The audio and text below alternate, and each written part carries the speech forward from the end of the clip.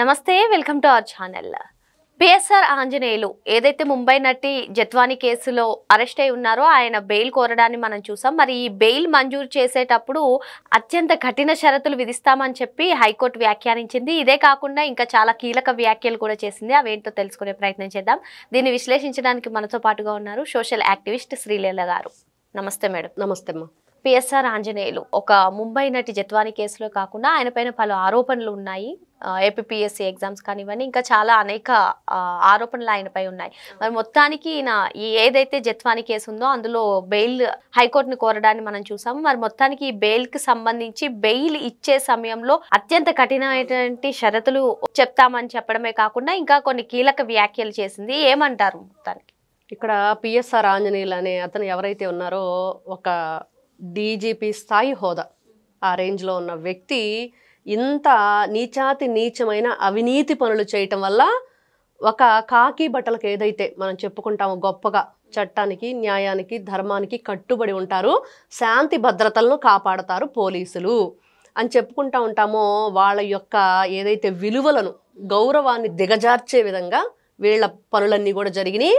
ఎప్పుడంటే 2019 నుంచి 24 వరకు వైఎస్ఆర్సీపీ పార్టీ అధికారంలో ఉన్నప్పుడు. మరి అప్పుడు అధికారంలో ఉన్న వాళ్ళు వీళ్ళని ఏ విధంగా ఉపయోగించుకున్నారు, మరి వాళ్ళు ఉపయోగించుకుంటే ఈరోజు కూడా కోర్టు అదే మాట్లాడింది. మీ పై అధికారులు చెప్తే మీరు చేయటానికి మీకంటూ కొంచెం నాలెడ్జ్ ఉంది కదా, మీ జ్ఞానాన్ని మీరు మినిమం కామన్ సెన్స్ అనేది యూజ్ చేయటం లేదా మీరు అని చెప్పేసి మాట్లాడింది. ఇక్కడ చూసుకుంటే ఇతను ఎన్ని రోజులు తప్పించుకున్నాడు, ఏ విధంగా తప్పించుకున్నాడు. మళ్ళీ తర్వాత ఎవరైతే ఈ కాదంబరి జత్వానీ కేసులో ఉన్న వాళ్ళందరూ కూడా ముందస్తు బెయిల్కి వెళ్ళటం జరిగింది. కానీ పిఎస్ఆర్ ఆంజనేయులు వెళ్ళాల. ఎందుకు వెళ్ళలేదు అని చెప్పేసి ఇతన్ని అరెస్ట్ చేసినప్పుడు అడిగినప్పుడు, నన్ను అరెస్ట్ చేసే ధైర్యం ఎవరికి ఉంది, ఒకవేళ అరెస్ట్ చేసినా కూడా నేను వెంటనే వచ్చేస్తాను బయటికి అన్న ఒక మాటని వినటంతో అక్కడ ఎవరైతే ఇతన్ని అరెస్ట్ చేసిన అధికారులందరూ కూడా షాక్ గురవటం. ఏంటి, ఈవెన్ అరెస్ట్ చేయడానికి వెళ్ళేటప్పుడు కూడా నాకు వారం రోజుల ముందే తెలుసు మీరు వస్తారని, అరెస్ట్ చేస్తే లోపల ఎలా ఉంటుందో చూసి వద్దామని కూడా రకరకాల ఇంకా అతని పిచ్చి ప్రలాపనంతా మాట్లాడాడు. ఈ విధంగా మాట్లాడిన తర్వాత అరెస్ట్ చేయటం, అదేవిధంగా ఇతన్ని రిమాండ్ చేయటం, ఇవన్నీ కూడా వెంటనే జరిగిపోయినాయి. రిమాండ్లో ఉన్నప్పుడు మరి పదే అతను అడిగింది ఏంటంటే, నన్ను ఎలా అయినా వదిలేయండి ప్లీజ్, ఎట్లాంటి షరతులకైనా సరే నేను రెడీ, నేను మాత్రం ఉండలేకపోతున్నాను ఈ జైల్లో అని చెప్పేసి మాట్లాడటం. అంటే సెల్యూట్ చేయించుకోవాల్సిన వాళ్ళు సెల్లో ఏ విధంగా ఈ రోజున దోషులుగా నిలబడ్డారు అనేది వీళ్ళ ద్వారా మనకు తెలుస్తుంది. కాదంబరి జత్వానీ ఆడపిల్లని తీసుకొచ్చి ఎంత నీచమైన పనులు వీళ్ళు చేశారు, ఎంత ఘోరంగా ఆవిడ మీద వీళ్ళు విచక్షణ రహితంగా, నిజంగా చెప్పాలంటే ఆ విధంగా ఎవ్వరూ కూడా చెయ్యరు. ఆడపిల్ల అంటే ఆ అమ్మాయి డేట్లో ఉన్న టైంలో చెప్పుకోలేని స్థితిలో, మరి ఆ టైంలో కూడా వీళ్ళు ఏదైతే శానిటరీ ప్యాడ్స్ కూడా ఇవ్వకుండా ఇబ్బంది, ఆవిడ ఒక డాక్టర్, ఒక నటి, లేడీ, మరి ఇన్ని విధాలుగా వాళ్ళు ఎలా ఏ కోణంలో చూడాలి వీళ్ళని? ఇంకా నార్మల్ పీపుల్ పరిస్థితి ఏంటి? ఇంత హోదాలో ఉన్నాళ్ళని వీళ్ళు ముందుగా టికెట్లు బుక్ చేసుకొని ఫ్లైట్కి వెళ్ళి, అంటే ముందస్తుగా అన్ని ప్రణాళికబద్ధంగా వీళ్ళు వెళ్ళారనమాట. కనిపిస్తూ ఉంది మీరు లిటరల్లీ కావాలని అన్నీ చేశారు అనేది ఈ రోజున అర్థమైంది. అదేవిధంగా ఇక్కడ పోలీసులకు కూడా గట్టిగా వార్నింగ్ ఇచ్చింది కోర్టు. మరి మీరు ఏదైతే ఒక వ్యక్తిని అరెస్ట్ చేస్తే, మరి ఆ వ్యక్తి ఈ రోజున ఇంకొకరి మీద చిన్నపిల్లలు కనుక ఏం చేయలేదు వాడు చేశాడని చెప్తుంటే వాళ్ళ మీద కేసు ఫైల్ చేయటం, వాళ్ళని మళ్ళీ విచారణకు తీసుకురావటం, అలా 60 మంది పైగానే వీళ్ళు విచారణకు చేయటం జరిగింది. మరి ఇదేమన్నా పెద్ద రాజకీయ నాయకుల హత్యలా, లేకపోతే రాజీవ్ గాంధీనో ఇందిరాగాంధీ లాంటి వాళ్ళవి కాదు కదా. మరి ఇట్లాంటప్పుడు మీరు ఎవరి మీద ఆధారపడి ఉంటారంటే, ఇది కోర్టులోకి వచ్చిన తర్వాత కోర్టు దాన్ని విచారణ జరిపి కోర్టు నిజానిజాలు చెప్పిద్ది. కాబట్టి నిందితులు ఏం చెప్పారో అంటే అది ప్రతి ఒక్కరికి వర్తించదు, కొంతమందికి మాత్రమే అక్కడున్న పరిస్థితులను బట్టి వర్తించింది. ఇది కేవలం కోర్టు వ్యాఖ్యలు పిఎస్ఆర్ ఆంజనేయుల కేసుకు మాత్రమే మనం చూసుకోవాలి. అంటే ఈరోజు కోర్టు ఇతనికి ఇట్లా మాట్లాడేది ఇంకొకరు కూడా ఇది వర్తించిద్దని పొరపాటున మనం అనుకోవటానికి లేదు. కాబట్టి పిఎస్ఆర్ ఆంజనేయులు అనే వ్యక్తికి కఠినమైన షరతులతోటి బెయిల్ ఇస్తాము, బెయిల్ మంజూరు చేస్తామని కోర్టు అయితే చెప్పటం జరిగింది. నిజంగా వీళ్ళు చేసిన పనులు, మరి అదేవిధంగా ఇతనితో పాటు కొంతమంది ఎవరైతే నిందితులు ఉన్నారో వాళ్ళని వెంటనే అరెస్ట్ చేయమని కూడా కోర్టు ఆదేశాలు ఇచ్చింది. ఎందుకు మీరు ఇంకా అరెస్ట్ చేయలేదని అడగటం, ఇవన్నీ చూస్తూ ఉంటే నిజంగా న్యాయస్థానం ఏ విధంగా స్పందిస్తుంది, వీళ్ళకి ఎట్లాంటి శిక్షలు పడబోతాయి, అదేవిధంగా వీళ్ళు ఈ రోజున బయటకు వచ్చిన తర్వాత కూడా నిజంగా కోర్టుని ఈ రోజున ప్రతి ఒక్కరూ వేడుకుంటుంది ఏంటంటే, న్యాయస్థానాన్ని ఇట్లాంటి వ్యక్తులకి కఠినమైన షరతులతో బెయిల్ ఇవ్వటం కూడా కరెక్ట్ కాదు. అంటే అతను ఒక నరరూప రాక్షసులాగున్నాడు పిఎస్ఆర్ ఆంజనేయులు. విద్యార్థుల జీవితాలతోటి ఈయన ఏ విధంగా ఆటలాడాడు, వాళ్ళ జీవితాలను ఏ విధంగా సర్వనాశనం చేశాడు. ఇంటి కారు డ్రైవర్ భార్యల చేత పేపర్లు దిద్దించేంత దుర్మార్గమైన మనస్తత్వం అవుతుంది.